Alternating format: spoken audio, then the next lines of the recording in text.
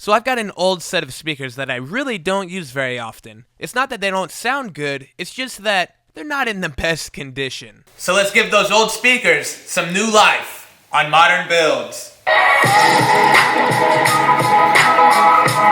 They sound pretty good, don't they? Yeah.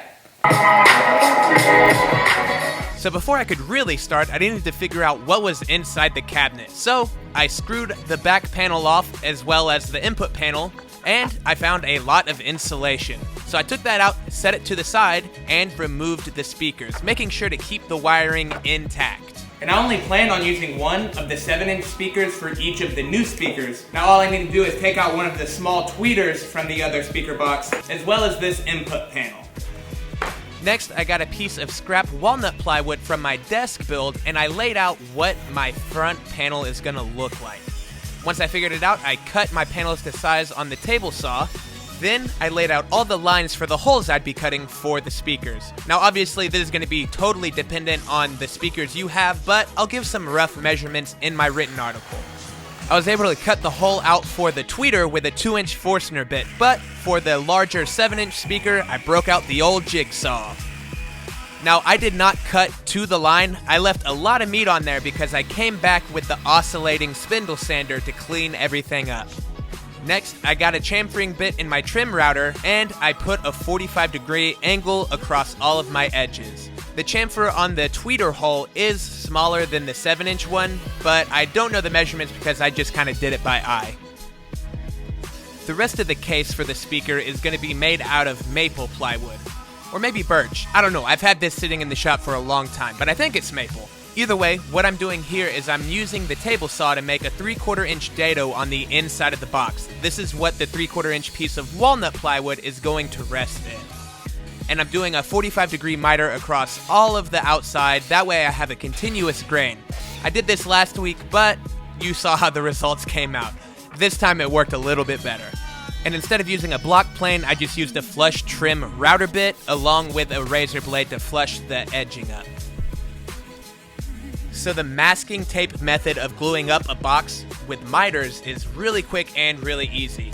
If you haven't seen it before, it's essentially you're just using masking tape to apply clamping pressure to close your miters. You want to make sure you get rid of as many gaps as possible. Like I said, mine aren't perfect, but they're better than last week.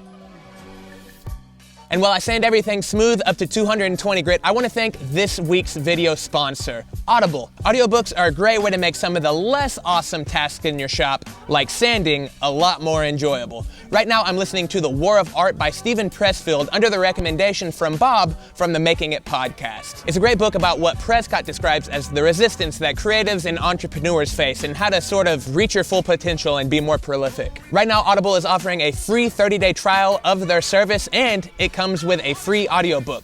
I mean, you could get The War of Art or, whatever else. So if you haven't already, make sure and check out the link in the description, audible.com/modernbuilds, and sign up. So I really like the design of the chamfer on the holes for the speakers, so I decided to do the same around the edge of the box. And once I had that done, I could apply a couple coats of a satin Minwax polycrylic. I used hot glue to put all of my speakers in place before I screwed them in. That way I knew everything lined up and they weren't going to shift around on me while I tried to install them. So after I had my speakers in and I knew they worked, I went ahead and put my back panel on. First, I screwed on the input panel, which broke, but that's okay. It's still got a couple screws holding it in fine.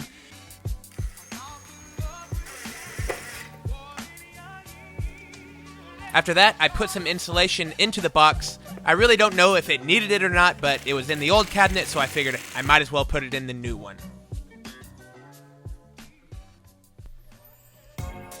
Oh yeah, maple, or was it birch? I'm not really sure. Walnut, what a combo. So this thing really came out awesome. I can't believe that this was all just some scrap that I had laying around. The speakers were pretty much in a trash cabinet. It was scrap wood that I just had left over from other projects, and I came out with some really awesome cube-shaped bookshelf speakers. So this video was totally inspired by Christiana from the channel Get Hands Dirty. Last week she put out a video about rehousing her laptop speakers, which inspired me to do the same for some bookshelf speakers. So if you haven't checked out her video too, it's a speaker build, but they look totally different. Now obviously I'm not a huge audiophile and this is an upcycle project, but if you're looking for some really specific plans, another cool channel to check out is Kirby Meets Audio. Not only does he have kits for all the parts, but he also sells plans on how to build speakers. So if you want to do something like this, make sure and check out his channel too. Thanks again to Audible for sponsoring this video. Music is great in the shop, but it's also really cool to have some long format content like podcasts and audiobooks that take up a little more time for some of the longer processes in the shop. Supporting my sponsors directly helps to support me, so I want to say thanks in advance to everybody that checks Audible out. Finally, if you enjoyed this video, I'd really appreciate it if you hit that thumbs up. That lets me kind of know the types of projects you guys are into and what you might want to see next. Also, if this is your first time to my channel, I'd like to say welcome, as well as please consider subscribing. All you gotta do is hit this right here and you'll stay updated each time I post a new video. Finally, if you wanna watch another one of my videos, 2 will pop up right here and here. Thanks a lot for watching. We'll see you next time on Modern Builds.